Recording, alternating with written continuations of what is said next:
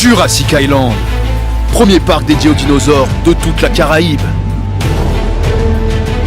Parcourez le parc à la rencontre de dinosaures animés à taille réelle. Au programme, plongez dans l'ère du Jurassique en réalité virtuelle avec la toute nouvelle attraction Jurassic VR. Infos et adresse sur le site www.jurassic-island.com.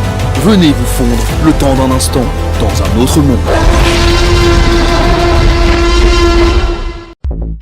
Guadeloupe, actualité. Le ministre de l'Intérieur est bien arrivé ici en Guadeloupe. Il est ici pour une visite éclair qui a débuté à 17h avec la rencontre successive des présidents de région et du département, avec qui il doit toujours être à l'heure où l'on parle d'ailleurs. Et dans quelques instants, il se rendra à Pointe-à-Pitre pour un bilan de l'opération Place Nette. Et ce jeudi, il s'entretiendra avec les élus et syndicats de l'archipel autour de thématiques sécuritaires et de société avant de faire un petit tour au Creps pour parler des Jeux Olympiques.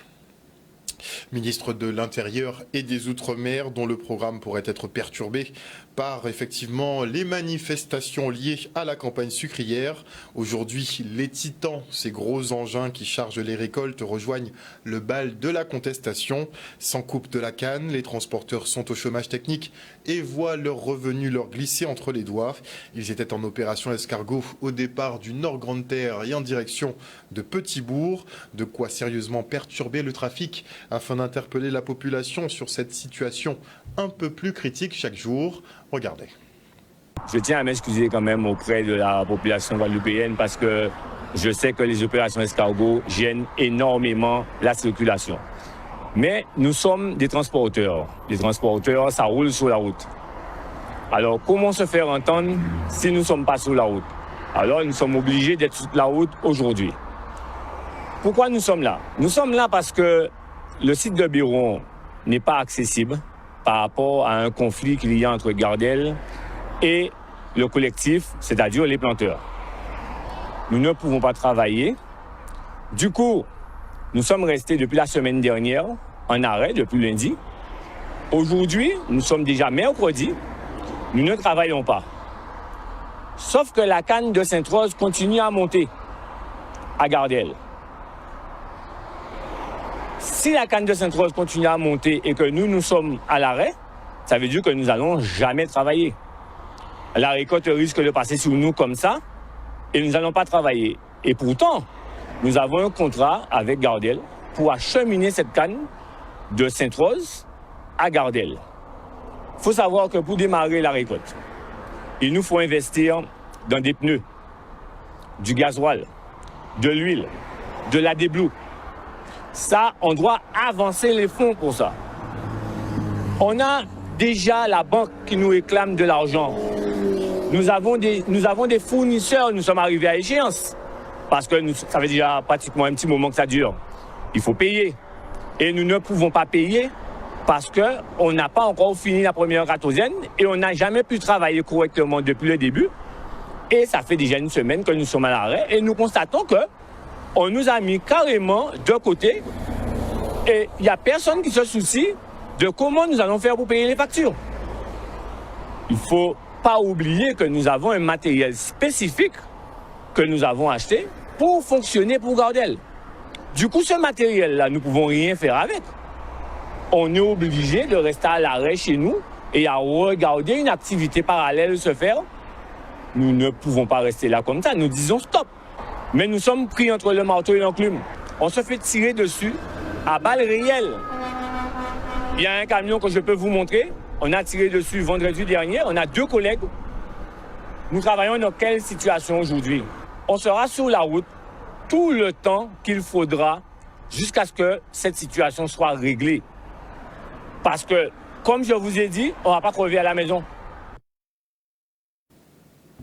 Un reportage signé Michel Depape.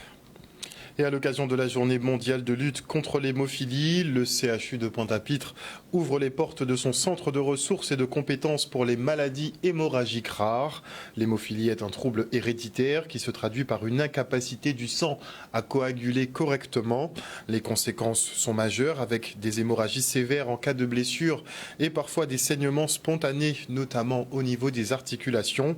Et si l'hémophilie ne se guérit pas, elle peut très bien être traitée. Au CHU, on travaille d'ailleurs à améliorer le parcours de soins des patients. Regardez. Nous avons voulu marquer le coup et communiquer en particulier sur l'existence de ce centre qui est nouveau au CHU. C'est pour améliorer et organiser le parcours de soins des personnes qui sont atteintes de maladies hémorragiques. Alors, qu'est-ce que l'hémophilie ? Ça fait partie, donc une des maladies hémorragiques qui est peut-être la plus connue mondialement, justement, et qui est une maladie hémorragique qui est liée à un déficit dans un facteur de la coagulation. On a plusieurs formes, Des fois ça peut être des formes qui soient modérées et mineures, mais ça peut être également des formes très sévères avec des signes hémorragiques qui sont très précoces chez l'enfant. Il y a eu énormément de progrès là sur les dernières années, notamment par rapport à donc c'est des enfants, notamment sur les formes les plus sévères, qui vont avoir des traitements dès le plus jeune âge, qui vont permettre du coup de compenser les déficits génétiques. Et ces traitements permettent effectivement une qualité de vie et une vie quasiment normale si les traitements sont bien conduits et le suivi est bien réalisé. En Guadeloupe, on ne sait pas exactement combien de personnes sont concernées. Mais en se projetant avec les statistiques nationales et puis en regardant l'exemple de la Martinique, on peut estimer à peut-être 300 à 500 personnes qui pourraient être concernées par ces pathologies hémorragiques. Et afin de mieux accueillir les enfants particuliers, la ville de Morne-à-l'Eau organisait une animation pédagogique autour des troubles du spectre autistique. Les personnes atteintes d'autisme présentent souvent un trouble déficitaire de l'attention avec ou sans hyperactivité, ainsi que des comportements et une manière de communiquer qui peut être particulièrement difficile à gérer pour des personnes qui n'y sont pas préparées. Alors pour y remédier, on forme la communauté scolaire. Regardez. L'objectif est de sensibiliser la communauté éducative aux pratiques inclusives. L'idée, c'est de pouvoir justement faire participer nos élèves spécifiquement atteints de troubles TSA, et ce sont des compétences aussi transférables aux autres élèves en situation de handicap. Donc c'est vraiment donner à nos collègues, à la communauté éducative, des outils et des ressources pour pouvoir accueillir les élèves dans de meilleures conditions. Alors il faut savoir que c'est très difficile parce que chaque TSA est un cas particulier. Il n'y a pas, des comportements types. Donc on peut aller de l'hypersensibilité à l'hyposensibilité pour une même information. Donc il y en a qui sont très kinesthésiques, d'autres qui n'aiment pas qu'on les touche. Donc il y a une adaptation vraiment au cas par cas à faire. Mais on peut comprendre que ce soit difficile pour l'enseignant, mais on peut leur proposer des outils, voilà, et puis des observables qui leur permettent d'anticiper les crises, d'anticiper les problèmes pour qu'ils puissent être intégrés dans cette école et que tout le monde puisse travailler en harmonie. Le trouble du spectre autistique, c'est un trouble neurodéveloppemental complexe aussi et qui est multifacette. Donc le diagnostic est reconnu depuis 1996 et pour parler vraiment de TSA, on va retrouver ce qu'on appelle la dyade autistique, c'est-à-dire un déficit de la communication et des interactions sociales et des comportements répétitifs ou des intérêts très restreints. C'est une initiative très intéressante parce qu'il y a une forte demande, puisqu'on parle de l'inclusion dans les textes de loi de 2015. Et malheureusement, le personnel enseignant n'est pas formé à l'accueil de ce type de troubles qui manifestement augmente de jour en jour. Nous avons de plus en plus d'élèves qui ont ce problème de TSA et nous devons les former, les aider à faire cette inclusion en EPS. Mais cette inclusion qui est utilisée en EPS peut se faire également dans les autres disciplines, que ce soit maths, français ou autre. Déjà, on va faire une présentation générale où on va présenter le TSA, le trouble du spectre autistique, et aussi donc les spécificités pour essayer de faire en sorte que nos équipes puissent comprendre déjà le trouble pour mieux l'appréhender, et après donc pratique sur le terrain, donc proposer des ateliers sportifs pour justement montrer comment faire. Voilà, donc expliquer en théorie, mais montrer aussi dans la pratique comment faire. La ville de Gourbert, elle a signé aujourd'hui son contrat pays avec le département. 10 millions d'euros d'investissements sont engagés pour mener à bien un certain nombre de projets du territoire, comme le chantier du cimetière et la réfection de l'habitation de Bizdari. Le reportage. C'est une formalisation de projets, de réflexion, de travail préalable avec les deux collectivités. On est satisfait sur notamment les projets qui portent sur l'attractivité du territoire. Il est important pour nous de créer de la richesse sur le territoire et au final des emplois, et ça passe par tous ces types de projets créateurs d'emplois pour notre jeunesse qui est en déshérence. Et c'est en ce sens qu'on salue ce travail de réflexion, de choix, de priorité. Il y a également une demande forte de la population de terminer le cimetière de Gourbert. Il y a l'habitation pour ceux qui sont plus l'âme culturelle, l'habitation de Bizdari. Nous mettons en place le contrat pays de manière à contractualiser les engagements du département dans le cadre de ses propres compétences, mais aussi l'accompagnement pour les villes. Aujourd'hui, c'est le 17e contrat pays que nous signons. Donc c'est avec une très grande satisfaction. Entre-temps, nos services ont pu travailler et on constate ces 10 millions d'investissements qui seront réalisés sur la ville de Gourbert. Le développement d'un pays, c'est le niveau d'éducation, c'est les équipements, c'est le transport, c'est aussi le développement économique en lui-même. Donc c'est tous ces éléments d'attractivité du territoire qui fait aujourd'hui que nous pourrons repeupler, réindustrialiser notre territoire et en faire en sorte que notre jeunesse puisse revenir. Nous voulons signer avec les 32 communes. Aujourd'hui, c'est le 17e contrat. Il reste 15 contrats à mettre en place et qui seront donc très rapidement, au cours des prochaines semaines, nous allons pouvoir signer les nouveaux contrats dans les 15 ans. Quand les Guadeloupéens se réunissent, on peut mettre au-dessus de tout l'intérêt général et ce qui est au-dessus de nous, c'est Gourbert, c'est la Guadeloupe. Et il faut saluer cette démarche de concertation et aussi d'esprit de travail commun. Et on se rend maintenant au WTC à Jarry pour l'Olympiade régionale des métiers où les participants s'affrontent dans leurs disciplines respectives. Un challenge pour sélectionner les meilleurs artisans qui nous représenteront pour la compétition au national. Regardez. Alors l'objectif des Olympiades des métiers, c'est de permettre à nos candidats, à nos jeunes Guadeloupéens de 16 à 29 ans de montrer leurs compétences, de se mesurer aux autres de leur domaine de la Guadeloupe. Et l'objectif aussi, c'est d'aller chercher l'excellence, donc de pousser nos candidats à donner le meilleur d'eux-mêmes pour participer plus tard à des concours nationaux, internationaux et faire briller la Guadeloupe et montrer notre savoir-faire local. L'objectif, effectivement, c'est d'avoir le meilleur jeune pour participer aux Olympiades au niveau national. Par rapport à ce que j'ai vu ce matin, effectivement, je sens qu'ils sont très motivés. Donc, ils ont été à l'écoute du brief de ce matin et j'espère que pour les 4 heures, nous aurons quand même un travail bien fait et terminé pour la première partie. C'est très important pour nous parce qu'en fait, ça permet d'évaluer surtout les performances de nos candidats en Guadeloupe, de voir les talents, parce que finalement, ce métier, il faut avoir un talent pour l'exercer. Hein. C'est un chef-d'œuvre. Donc, du coup, ça permet de mettre en concurrence plusieurs candidats et de voir en finition lesquels qui sont les meilleurs. Ce sont des futurs électriciens, donc normalement, oui, ça doit arriver à avoir un métier en fin d'année, en fin de cursus scolaire. C'est une demande qui a été faite dans les lycées et du coup, ils ont répondu. Donc c'est volontaire. Hein. Donc ils ont répondu et ils sont aujourd'hui, par le propre, on va dire, aux volontés. Ça a été un choix, on va dire. Donc il y a pas mal de critères qui sont définis par l'organisation. Et nous, c'est effectivement par rapport à ces critères, donc on va faire des comptations qui nous permettra d'avoir le meilleur représentant pour nous au niveau national. On est en train de découvrir des nouveaux talents, des jeunes cuisiniers. C'est presque la première fois qu'ils participent à un concours.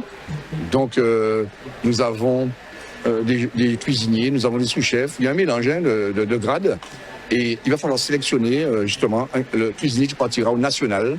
Et là, ils ont un repas imposé. Donc, alors, ils sont en compétition depuis hier. Hein. Hier, c'était le lapin, puis tous les produits locaux, en légumes, fruits et légumes. Et aujourd'hui, c'est du poisson.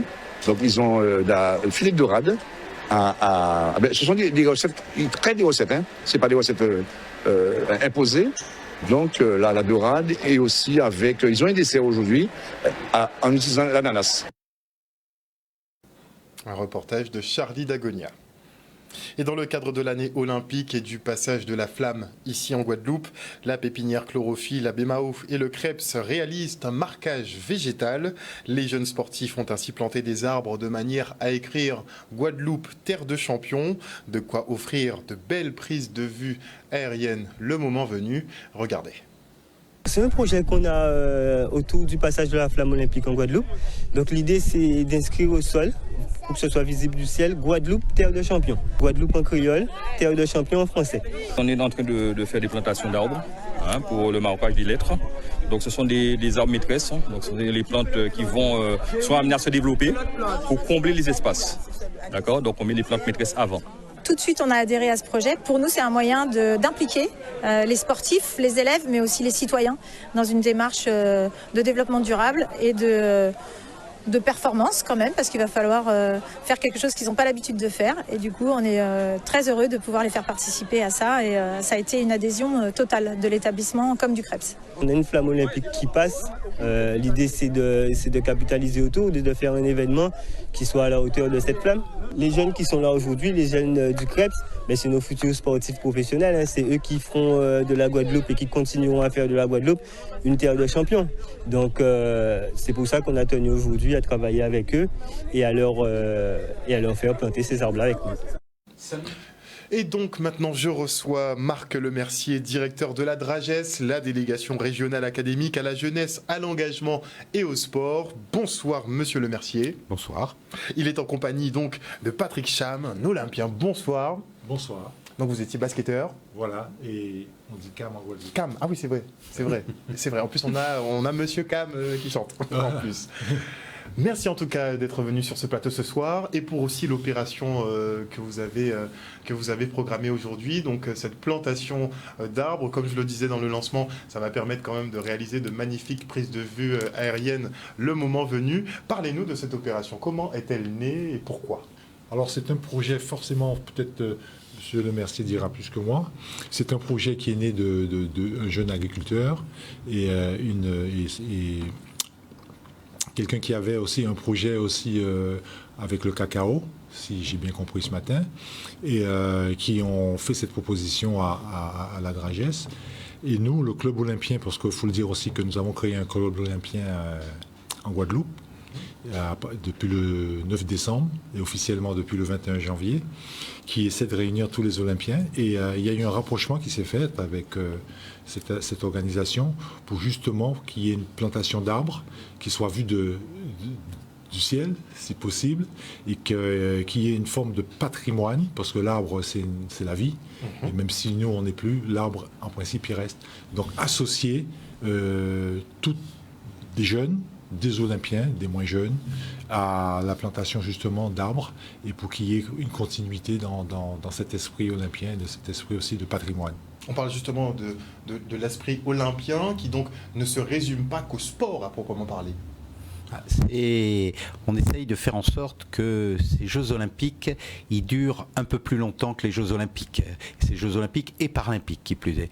L'objectif, c'est de faire des Jeux partout et pour tous, et de laisser un héritage. Et dans cette question d'héritage, un des enjeux, c'est effectivement de laisser une trace. Et là, on avait aujourd'hui, mon collègue Patrick a évoqué les Olympiens, on avait à la fois des gens qui ont participé aux Jeux Olympiques et Paralympiques et on avait des élèves du CREPS qui sont dans une dynamique d'accès au haut niveau. Pour un certain nombre d'entre eux, des futurs champions. Réunis autour des arbres, formidable comme initiative. C'est vrai que c'est assez singulier.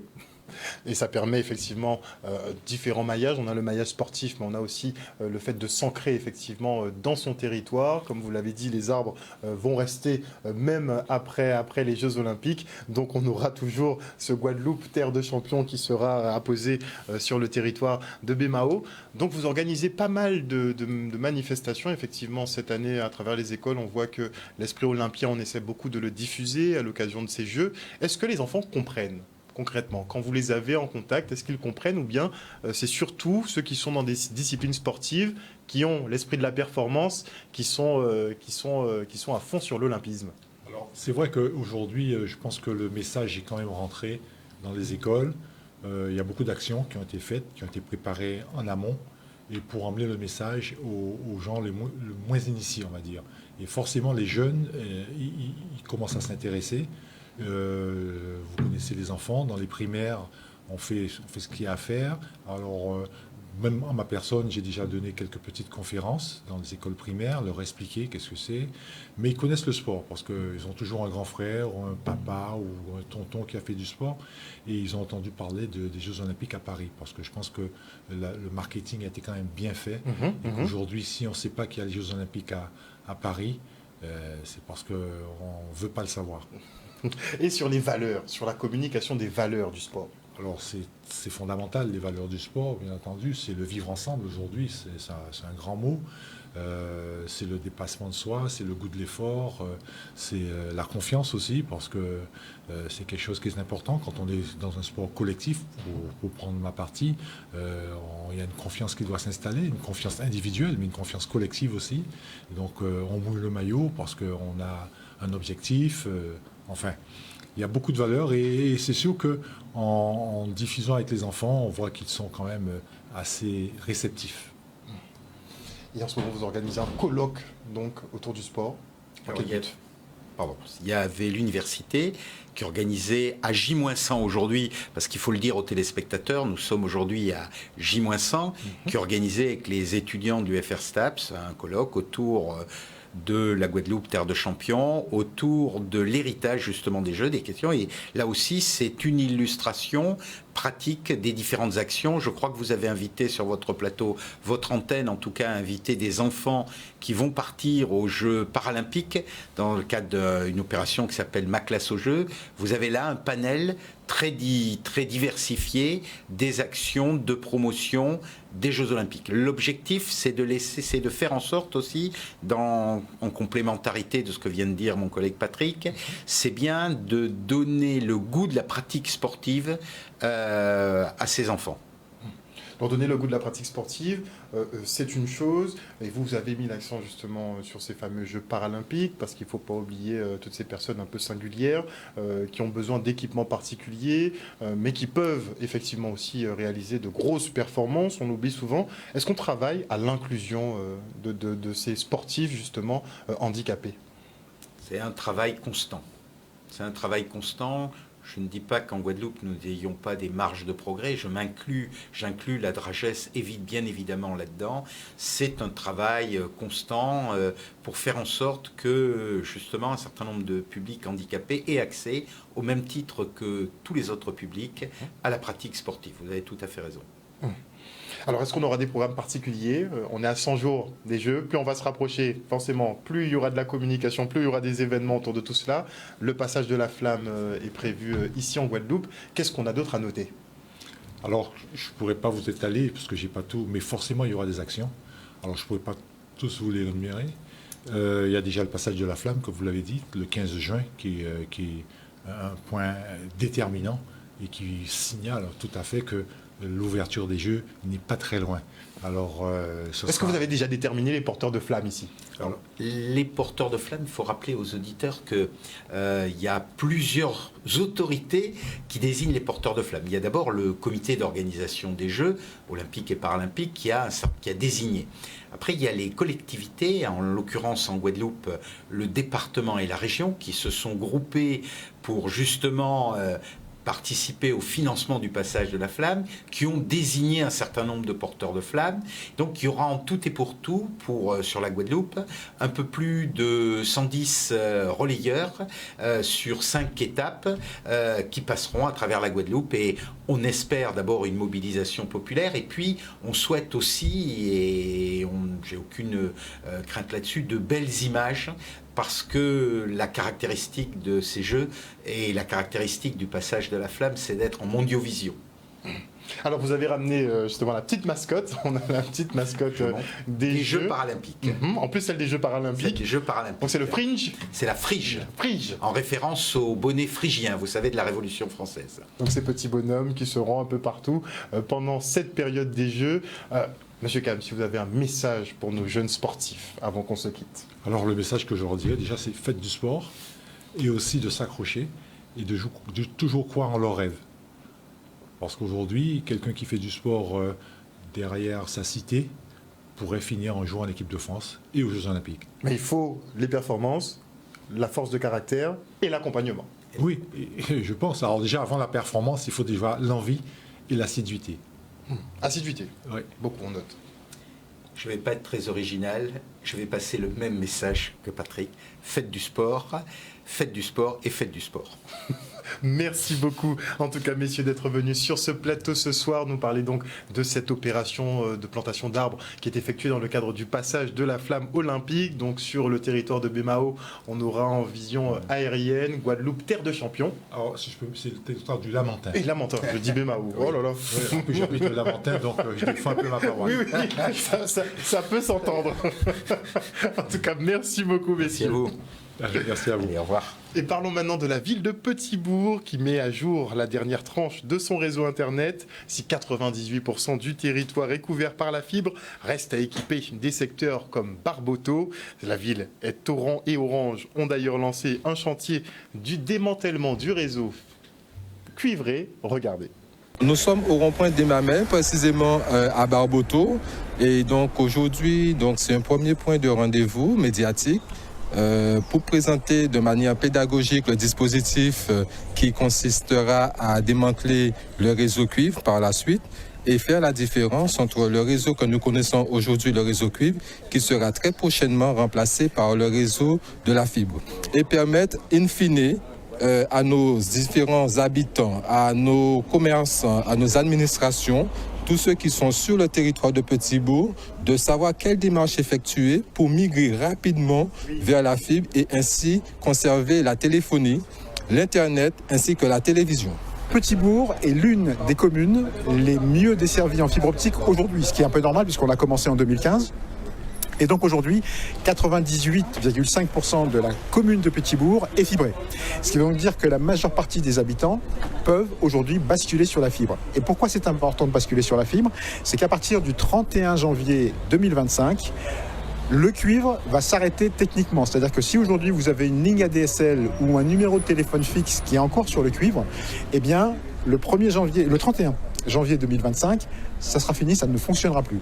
C'est pour ça que la commune de Petit-Bourg, aujourd'hui, fait une opération de communication vers l'ensemble de ses habitants pour que les personnes qui n'ont pas encore basculé sur la fibre aient la capacité de le faire. Il est vraiment important que tous les concitoyens de Petit-Bourg prennent vraiment toute la hauteur du sujet, parce que ça veut dire que quand ça va être coupé, il n'y aura plus de téléphone fixe. Donc c'est pas vraiment quelque chose qui est pour les personnes âgées, parce que bon, il y a des personnes âgées, eux ne prennent pas forcément tout le poids de ces choix technologiques, et donc il est important que leurs petits-enfants, leurs enfants, enfin bref, leurs proches, tout le monde, leur disent attention, dans quelques mois, tu n'auras plus de téléphone, il faut passer à la fibre. Alors bien sûr, la fibre, ils n'ont peut-être pas besoin d'Internet, ils n'ont peut-être pas besoin de la télévision, mais malheureusement c'est comme ça.